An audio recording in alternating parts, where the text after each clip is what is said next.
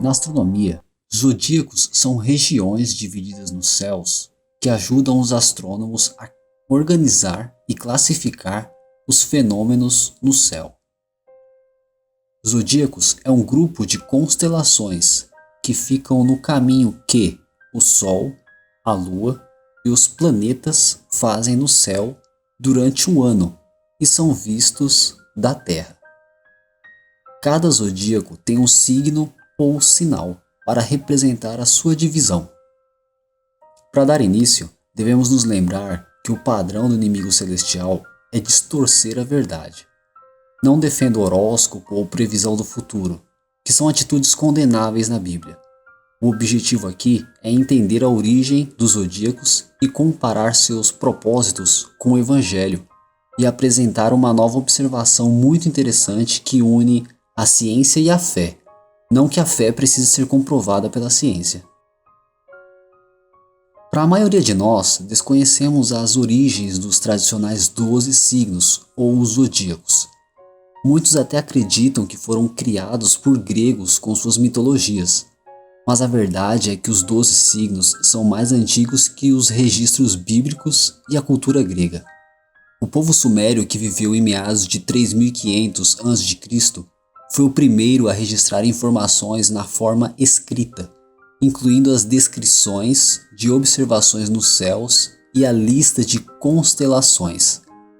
Nessa imagem você pode ver uma placa de argila chamada de Mu-Apim, dos sumérios, que descreve um catálogo de estrelas e os 12 zodíacos que conhecemos.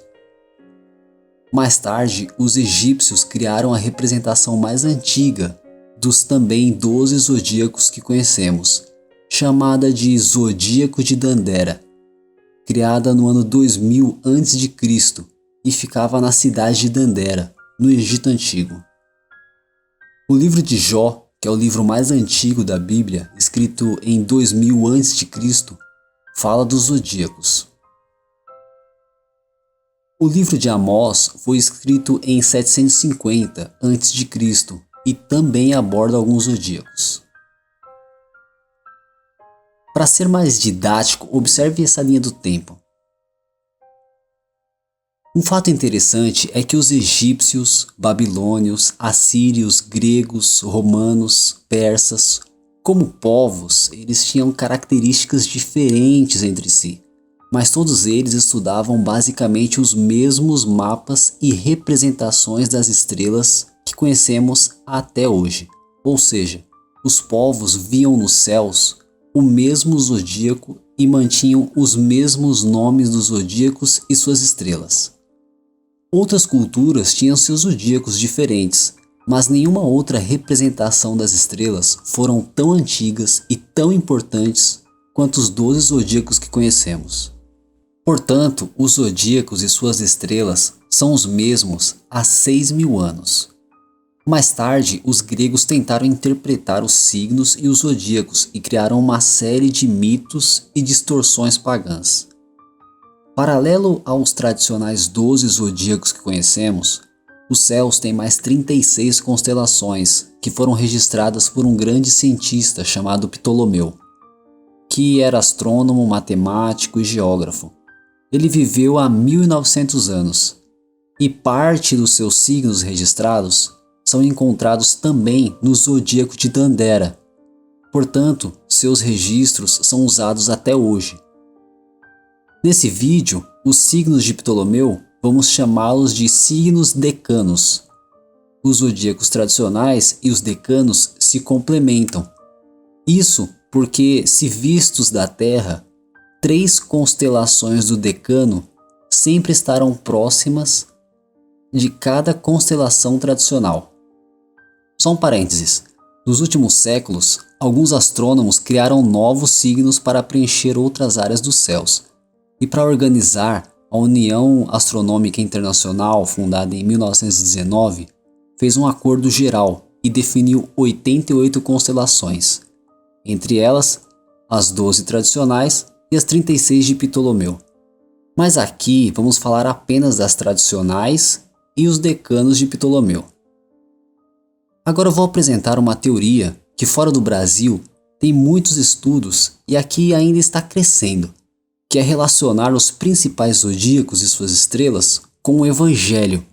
Essa ideia é conhecida como Mazzaroth, ou o Evangelho revelado nas constelações. Mazzaroth é uma palavra hebraica que significa constelações ou zodíacos ou estrelas. Essa teoria consiste em comparar os zodíacos como parábolas para os primeiros povos, tendo em vista que os próprios povos buscavam entender os zodíacos. Ou seja, os zodíacos tradicionais e suas estrelas tiveram o propósito de servir como um dos primeiros anúncios do Evangelho, escritos nos céus para todos os povos antigos. Observe, um homem chamado Al-Mumazzir, que foi um dos maiores astrônomos árabes do século IX d.C. e não cristão, diz que as constelações chegaram aos nossos dias inalteradas, eram conhecidas em todo o mundo, têm sido objeto de longa especulação e muitos têm atribuído a elas, as constelações, uma origem divina e uma virtude profética. Agora, observe o Salmo 19.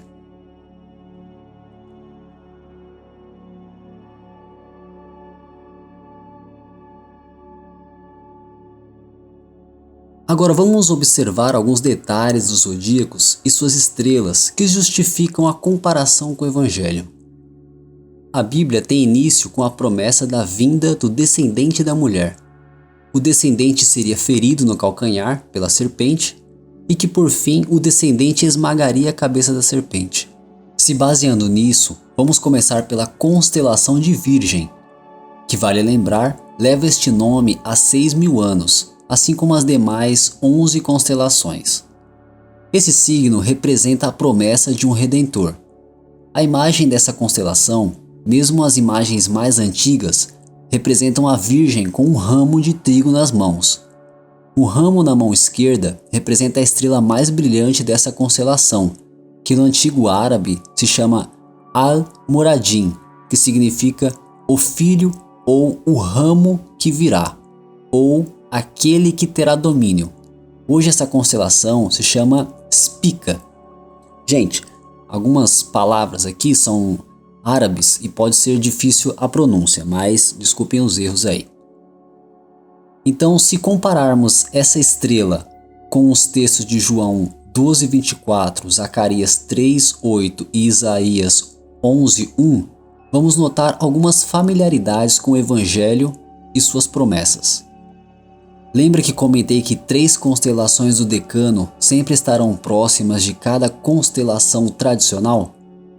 Próximo à tradicional constelação de Virgem que estamos falando, tem as constelações decanos que se chamam Coma, Centauro e Bootes, que também possuem curiosidades. Vamos falar sobre a constelação decano de Coma. Em hebraico e em outros dialetos orientais, essa palavra significa o desejado, o esperado. Al-Mumazzir afirma que essa constelação era representada pelo signo de uma mulher com seu filho. Faz sentido, pois a representação mais antiga dos zodíacos que conhecemos, a chamada Zodíaco de Dendera, também ilustra uma mulher com uma criança nos braços. O nome persa dessa mulher é Adrenadefa, que significa virgem. A estrela de maior brilho dessa constelação de Coma está localizada no Filho. Hoje essa constelação foi alterada e se chama Cabeleira de Berenice. Próxima constelação decano, Centauro. O Centauro possui 2 naturezas, homem e cavalo. Assim como Cristo também possui 2 naturezas, divina e humana. A principal estrela dessa constelação tinha um antigo nome, Toliman, que quer dizer antes, agora e depois, que lembra Apocalipse 1:8, aquele que é, era e que há de vir. Outra estrela dessa constelação se chama Adar, que em hebraico significa glorioso ou majestoso.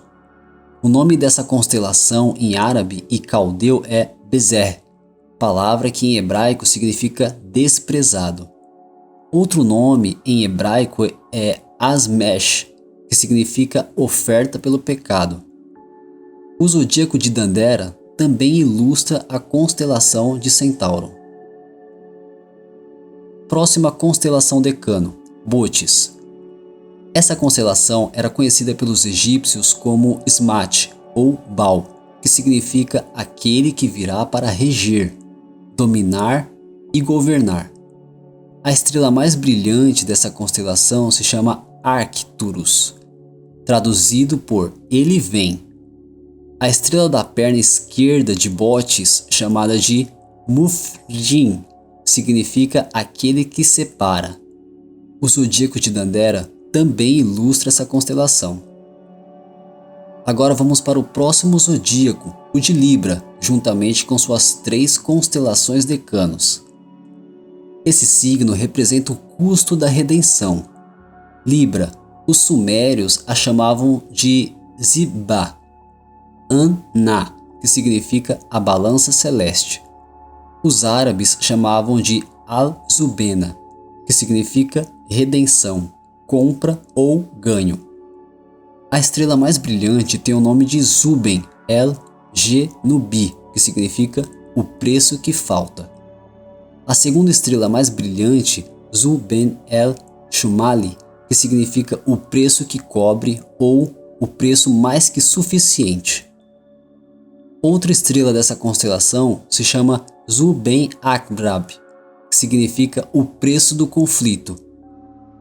O zodíaco de Dandara também ilustra essa constelação. Constelação Decano de Lupus. O signo é de um animal sendo morto, por isso o seu nome em latim é Victima, que é vítima. Em grego chamava de Orpocrates, vítima da justiça. Em hebraico e árabe, ambas traduções significam sacrificado. Constelação Decano de Crux. Seu nome em hebraico se chama Adon, que significa cortado ou retirado. Suas estrelas não têm um nome próprio. Constelação Decano Corona Borealis. Em hebraico se chama Atara, que significa a coroa real. Em árabe se chama Al-Aklil, que significa ornamento ou joias.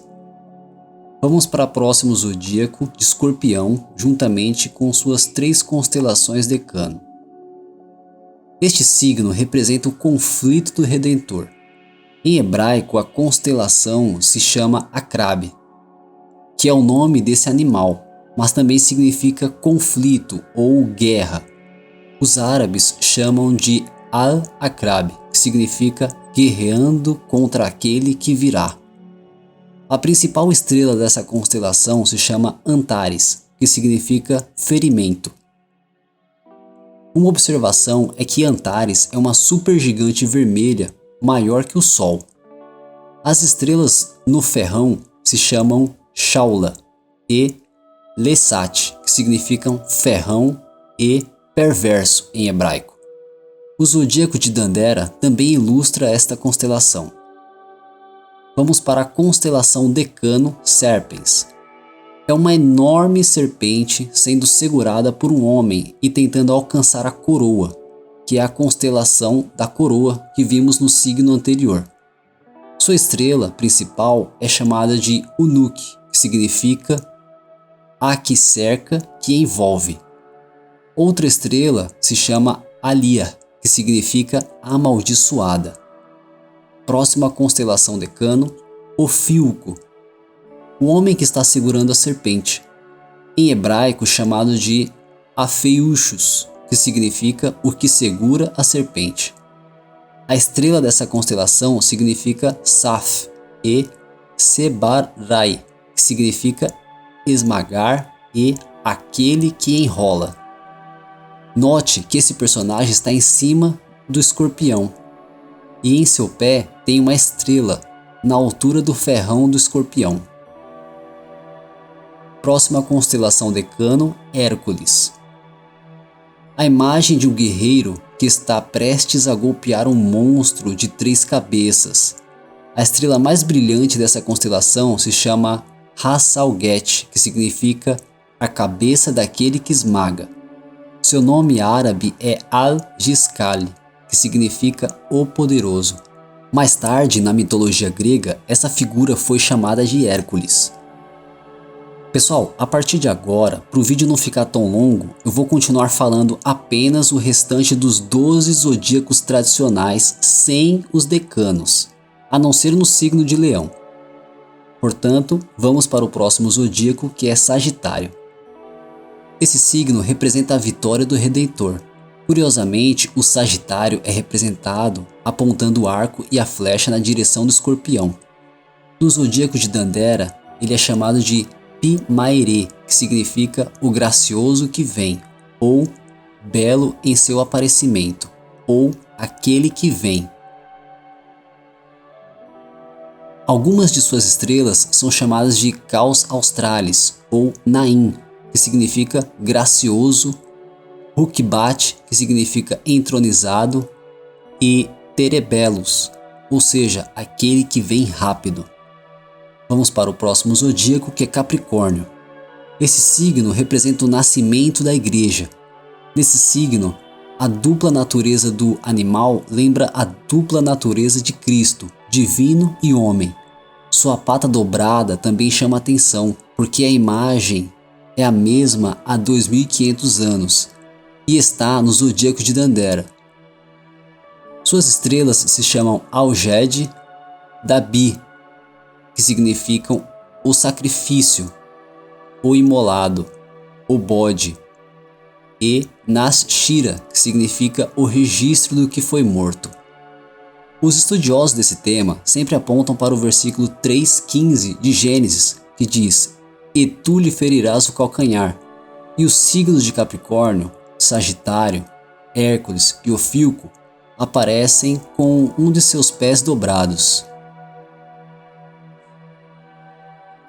Vamos para o próximo zodíaco, Aquário. É a constelação que representa o derramar do Espírito Santo. Note que a figura de um homem derrama água sobre um peixe. Em grego, essa constelação significa derramador de águas ou aguadeiro exaltado.